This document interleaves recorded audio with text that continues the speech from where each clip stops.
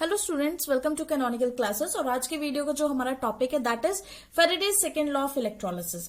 तो जो second law है फैराडे का, इलेक्ट्रोलिसिस का जो सेकंड लॉ है वो किस चीज पे बेस्ड है।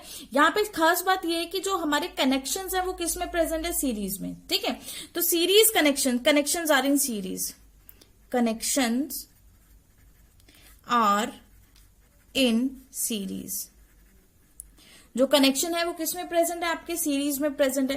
तो कनेक्शन अगर सीरीज में प्रेजेंट है, अगर दो सेल सीरीज में कनेक्टेड हैं, तो उसमें करंट भी सेम होगा और टाइम भी सेम होगा, है ना। Due to which connection are in series, hence total current, hence current and time both are same, क्योंकि एक ही टाइम के ऊपर एक ही जैसा सप्लाई हो रही है दोनों को। दोनों के अंदर कोई डिफरेंस तो है नहीं, एक जैसा कनेक्टेड है तो एक ही टाइम पे एक जैसी सप्लाई हो रही है। ठीक है, तो अब जो इसके जो प्रोडक्ट बनने वाले हैं, जो आपके पास नंबर ऑफ प्रोडक्ट्स प्रोड्यूस होंगे यहां पर, वो कौन कौन से प्रोडक्ट्स होंगे जरा वो देख लेते हैं पहले। ठीक है, सपोज हमारे पास इस इलेक्ट्रोड पे प्रोडक्ट ए होगा। ठीक है, सेकेंड वन इलेक्ट्रोड पे आपका प्रोडक्ट बी आ जाएगा, बी होगा। ठीक है, थर्ड इलेक्ट्रोड पे आपका प्रोडक्ट मान लो सी है ना, हम इस यहां पर सी ले लेते हैं। और फोर्थ इलेक्ट्रोड के ऊपर जो आपका प्रोडक्ट होगा दैट इज डी। ठीक है, तो ये चार प्रोडक्ट आ गए, ए बी सी डी। अब एक और चीज यहाँ पे हमने वो भी डिस्कस कर लेते हैं। देखिए, ये जो टर्मिनल है this is your positive terminal, this is your negative terminal. ठीक है, तो पॉजिटिव टर्मिनल जहां पे अटैच है जिस इलेक्ट्रोड से, वो पॉजिटिव इलेक्ट्रोड होगा। तो ये इलेक्ट्रोड आपका क्या रहेगा, पॉजिटिव। और अगर ये पॉजिटिव इलेक्ट्रोड है तो ये नेगेटिव हो जाएगा, है ना। तो पॉजिटिव इलेक्ट्रोड क्या होता है, ये एनोड हो गया। क्या होगी आपकी, एनोड होगी। और ये क्या हो गई आपकी, कैथोड हो गई। क्लियर है, मतलब ऊपर वाले टर्मिनल से हमने डिसाइड कर लिया ये एनोड है और सेकंड वन क्या है, कैथोड है। अगर ये एनोड है तो ये क्या होगा, यहां पर इसके लिए ये कैथोड होगा, और ये कैथोड है तो इसके लिए ये एनोड होगा, है ना। मैं पूरा नहीं लिख रही हूं, आप बस समझ जाना कि this A representing anode and this C representing cathode.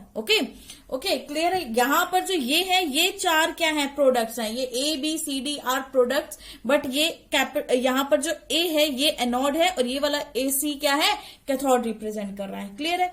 अब देखिए ए बी सी डी ये कितने प्रोडक्ट है, टोटल चार प्रोडक्ट मिल रहे हैं हमें इलेक्ट्रोड्स पे।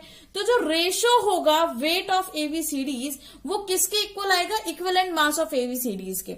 ये यहां पर ये वाली पॉइंट बहुत ज्यादा जरूरी है कि ratio of weight of ABCDs, ratio of weight of A B C D.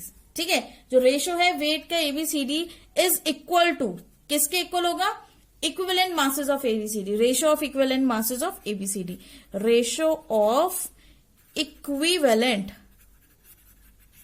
masses of A, B, C and D। ठीक है, तो ratio of weight of ABCD किसके इक्वल होगा, उसके इक्वलेंट मासेस के एबीसीडी के इक्वल होगा। या फिर हम बात करें फॉर एनी सीरीज, हम अगर इस पॉइंट को लिखना चाहें तो हम इसको कैसे लिख सकते हैं, किसी भी सीरीज के लिए, for any series connection of two or more than, for any series connection of 2 or more than 2 और more than 2।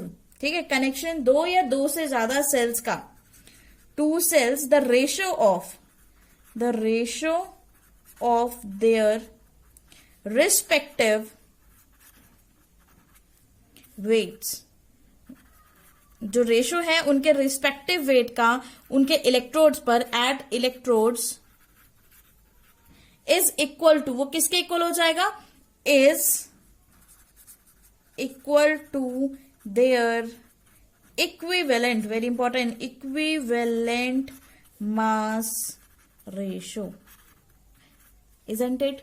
ठीक है। तो क्या बोल रहे हैं कि किसी भी सीरीज की अगर हम बात करें, किसी भी कनेक्शन की हम बात करेंगे, तो 2 और मोर देन 2 सेल्स, 2 या 2 से ज्यादा जितनी भी सेल्स होंगी, उनका जो रेशो है, ठीक है, of the respective weight at electrode is equal to their equivalent mass ratio, उसके इक्विवेलेंट मास के रेशो के इक्वल होगा।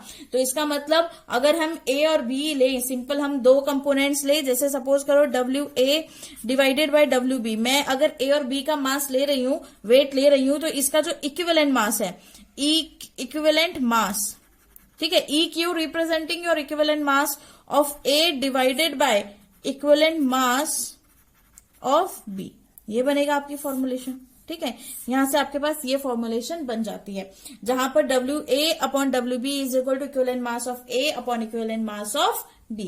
ठीक है, तो इक्विवेलेंट मास अगर आपने फाइंड आउट करना है, तो इक्विवेलेंट मास को फाइंड आउट करने के लिए क्या फॉर्मूला यूज करते हैं, देखिए, equivalent mass is equal to, जो आपका इक्विवेलेंट मास है वो किसके इक्वल होगा, मोलर मास डिवाइडेड बाय, किसके इक्वल होगा, आपके मोलर मास के इक्वल होगा। जो आपका मोलर मास है वो किससे डिवाइड होगा, मोलर मास डिवाइडेड बाय, किससे डिवाइड करेंगे हम, n फैक्टर से डिवाइड कर देंगे। मोलर मास को हमने किससे डिवाइड कर दिया, n फैक्टर। तो ये आपका फॉर्मूला है इक्विवेलेंट मास का। तो इसके लिए आपको n फैक्टर निकालना बहुत ज्यादा जरूरी है। तो अगर किसी बच्चे को n फैक्टर निकालना नहीं आता तो फैराडेज फर्स्ट लॉ का वीडियो देखिए, ठीक है, वहां पे मैंने एक्सप्लेन किया हुआ है कैसे आपने n फैक्टर निकालना है। n फैक्टर सिंपली क्या रिप्रेजेंट करता है कि कितने इलेक्ट्रॉन्स का लॉस या गेन हो रहा है, नेट इलेक्ट्रॉन्स का कितना लॉस या गेन हो रहा है। वो जो स्पेशली आयन्स होते हैं उनका तो जितना चार्ज होगा वही उनका n फैक्टर होगा, है ना। बट एटम्स के अंदर कितना लॉस या कितना गेन कर रहा है कोई भी एटम, वो जैसे स्ट्रॉन्ग मेटल्स हो गए तो उनकी वैलेंसी जो होती है, या हेलोजन्स हो गए, उनकी जो वैलेंसी होगी वही उसका n फैक्टर रहता है। ठीक है, वही उसका n फैक्टर होता है। Let us take a cell. अब देखिए, एक साइड तो हमने क्या किया है, सिल्वर के इलेक्ट्रोड्स लगाए हैं दोनों, ठीक है, और AgNO सॉल्यूशन के अंदर डाल दिया, मतलब जो मेटल है उसी का सॉल्ट हमने लिया है ना। वहीं पर हम अगर राइट हैंड साइड भी देखें तो हमने यहाँ पे कॉपर का इलेक्ट्रोड लिया है और उसको किस में डाल दिया, कॉपर सल्फेट सॉल्यूशन में। ठीक है, तो अब देखिए यहाँ पर क्योंकि ये पॉजिटिव टर्मिनल है तो ये पॉजिटिव से अटैच है, तो ये हो गया एनोड। अगर ये एनोड है तो ये हो गया कैथोड। सेम ये नेगेटिव है तो ये हो गया कैथोड, राइट। और कैथोड के साथ वाला ऑटोमेटिकली क्या होगा, ऑब्वियस सी बात है, एनोड होगा। ठीक है, A representing anode and C representing cathode. तो इस तरह का आपके पास एक सिस्टम सपोज करिए हमारे पास है। ठीक है, यहाँ पे AgNO3 का सॉल्यूशन है, यहाँ पे कॉपर सल्फेट, मतलब सेम मेटल और उसका जो इलेक्ट्रोलाइट है या फिर मेटल जो उसका सॉल्ट है, ठीक है, वो दोनों हमने सेम लिया है। तो एक्चुअली ये हो क्या रहा है, एक तरीके से अगर हम बोले तो रिफाइनिंग हो रही है ना, रिफाइनिंग है ये। तो अब देखिए, जब भी हम इसको इस तरह से बोल सकते हैं कि जब भी ऐसी कोई कंडीशन होती है, ठीक है, तो हम इसको क्या बोलते हैं कि जब भी इस तरह से हमने किसी सेल को सीरीज में लगाया होता है तो सेम क्वांटिटी ऑफ चार्ज पास हो रहा है दोनों इलेक्ट्रोलाइटिक सॉल्यूशन में। तो when same quantity of charge, जब सेम क्वांटिटी का charge, when same quantity of charge is passed through electrolytic solution,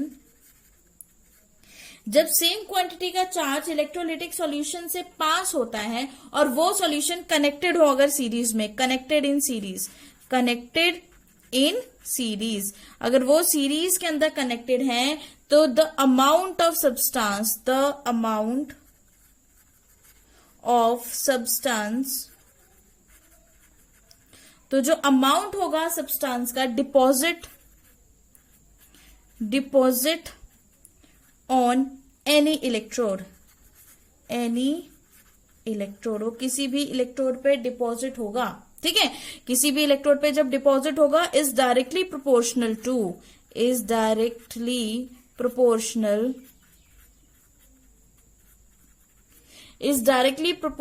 to किसके डायरेक्टली प्रोपोर्शनल होगा, टू इट्स इक्विवेलेंट मास। मास। तो ये एक्चुअल में डेफिनेशन है आपके सेकंड लॉ की। कौन सा सेकंड लॉ? सेकंड फेराडेज के सेकंड लॉ इस तरह से डिफाइन होता है, जब कोई भी when same quantity of charge, एक तरह का चार्ज दोनों में फ्लो हो रहा है, क्योंकि ये दोनों ही किसमें अटैच्ड है? सीरीज में अटैच है, ठीक है। इस pass through a electrolytic solution connected in series, ठीक है। तो जो अमाउंट ऑफ सब्सटेंस डिपॉजिट होगा इन इलेक्ट्रोड्स के ऊपर, क्योंकि एक्चुअल में रिफाइनिंग हो रही है, यहां से क्या होगा, यहां से सॉल्यूशन में जाएंगे और यहां पर कैथोड पे क्या होगी? आपकी रिडक्शन होगी। एनोड पे क्या होगी? ऑक्सीडेशन। सेम यहां पर कैथोड पे रिडक्शन होगी और एनोड पे ऑक्सीडेशन, ठीक है। तो जब ये मेटल डिपॉजिट होना शुरू हो जाएंगे, तो जहां पर भी प्रोडक्ट डिपॉजिट होगा किसी भी इलेक्ट्रोड पे, वो जो प्रोडक्ट जो डिपॉजिट हो रहा है उसका वेट जो है is directly proportional to equivalent mass. मतलब जितना भी प्रोडक्ट आपका डिपॉजिट हो रहा है वो किस पर डिपेंड कर रहा है? उसके इक्विवेलेंट मास के ऊपर डिपेंड कर रहा है। तो सपोज करिए अगर मैंने ये सिल्वर का लिया है और ये कॉपर का लिया है, तो हम इसको इस तरह से लिख सकते हैं, amount of AG deposited, amount of AG deposited divided by amount of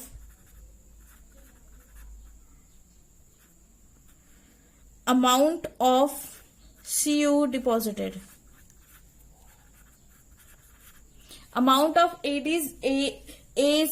deposited divided by amount of CO deposited. मतलब जितना भी वो डिपॉजिट हो रहा है वो किस पे डिपेंड करेगा? उसके इक्विवेलेंट वेट ऑफ AG, क्योंकि हम AG का डिपोजिशन देख रहे हैं, नीचे हम कॉपर का डिपोजिशन देख रहे हैं, तो यहां पे क्या होगा? इक्विवेलेंट वेट ऑफ कॉपर, ठीक है। तो ये है आपकी एक्चुअल में जो फॉर्मुलेशन है अकॉर्डिंग टू दिस एग्जांपल। इस एग्जांपल से अगर हमें फाइंड आउट करना है तो हमें इस प्रोसीजर से या इस फॉर्मूले से फाइंड आउट करना पड़ेगा, ठीक है। तो चलिए let us prove this formula, इस फॉर्मूले को प्रूव करते हैं। तो देखिए हमें ये पता है कि W जो होता है, मतलब वेट जो होता है, किसके इक्वल होता है? इक्विवेलेंट मास इनटू जो करंट पास होगा इनटू टाइम, जितना टाइम लग रहा है ना, डिवाइडेड बाय 96500, मतलब फेराडेज है ना, मतलब एक मोल इलेक्ट्रॉन पे जितना चार्ज होगा उतना। तो ये आपका क्या है? वेट है। अगर मुझे ये वेट लिखना होगा सिल्वर के लिए, किसके लिए मैं लिखूंगी ये वेट? सिल्वर के लिए। तो सिल्वर के लिए अगर मैं वेट लिख रही हूं तो वेट ऑफ सिल्वर WAG किसके इक्वल होगा? EQAG into I into T upon, क्योंकि I और T तो सेम ही है ना, into T is equal to 96500, ठीक है। वहीं पर अगर ये सेम चीज मैं लिखूं कॉपर के लिए, तो वेट ऑफ कॉपर किसके इक्वल होगा? Equivalent mass of copper into I into T, क्योंकि दोनों ही सेम है, सीरीज में लगा है, कॉम्बिनेशन आपका सीरीज का है, तो बिल्कुल इनकी वैल्यू बिल्कुल सेम है, तो कोई भी चेंज नहीं है, तो वो एज इट इज आ जाएंगे, ठीक है। तो अब मुझे क्या करना है? Amount of AG deposit amount of CU deposited करो। तो देखो जरा यहाँ पे किसी और पेन से मैं करके दिखाती हूँ आपको, सो दैट की और अच्छे से क्लियर हो। देखिए हम यहाँ पे करते हैं WAG अपॉन WCU कॉपर, है ना, WAG upon WCU is equal to किसके इक्वल होगा? Equivalent AG into I into T divided by 96500 into, ये हमने लिखा डिवाइडेड बाय दिस था, इसको उल्टा कर दो, क्योंकि जब हम किसी से डिवाइड करते हैं फ्रैक्शन में तो वो इनवर्स हो जाता है।